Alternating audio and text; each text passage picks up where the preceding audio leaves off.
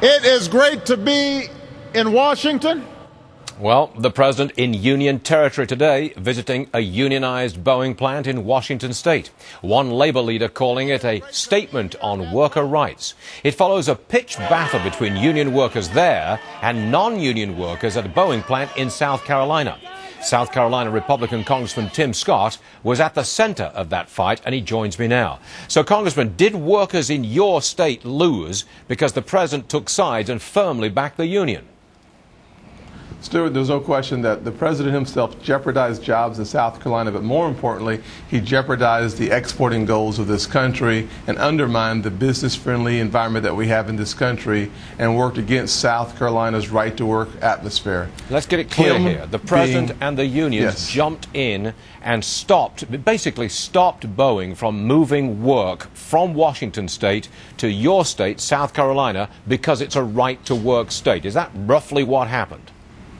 Absolutely. He joined the team of the NLRB to find a way to continue his fundraising opportunities with the unions, and he took a side with those union folks who wanted to eliminate the plant in a right-to-work state where our competitive opportunities are growing every single day. As you know, sir, this is the second time, I believe this week, that the president has visited a unionized plant and basically gone there to show support of the union movement. And that's what's happening with the president as he goes around the country.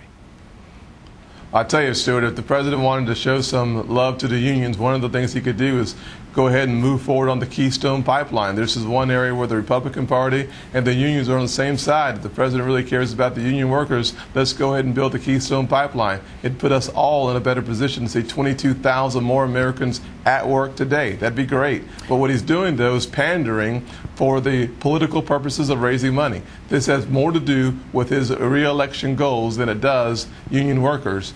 Come on down to South Carolina. We'll give him a warm and friendly welcome, but it won't be the same kind that he received in Washington State. Here's something else that happened today. The chief executive at Caterpillar, based in Illinois, announced that they were building a plant in Georgia, not in high-tax unionized Illinois, but in Georgia, right-to-work state. They're going to create 1,400 jobs down there. This is the leader of a major manufacturing operation saying, not Illinois, not a union state, Georgia, right to work. I'm sure you'd like to see the same thing happen in South Carolina. Stuart, we've seen all kinds of things happening in a positive light in South Carolina in the economic development front. We have Bridgestone make a major announcement. We have companies looking very, very consistently in our territory. What we're trying to say, though, to all of America is that the right-to-work atmosphere is conducive for job creation, for company expansion, but it's also good for America's exporting goals. What we don't want to do is to continue to feed into the cultural war from state to state. What we need to recognize is that right-to-work states gives our country an opportunity to compete in a global economy. Is South Carolina unified on this? 110%. We may disagree on a lot of things. Carolina versus Clemson. But here's one place that you'll find us unified. That is simply on the issue as it relates to right to work and the ability to attract new employees from across this country here home, their new home, South Carolina. Nicely put, sir. All right, Representative Tim Scott, Republican, South Carolina, joining us from Charleston. We appreciate you being with us today, sir. Thank you very much indeed. Thank you, Stuart. In 1 hour on the Fox Business Network, the congressman uncovering documents that he says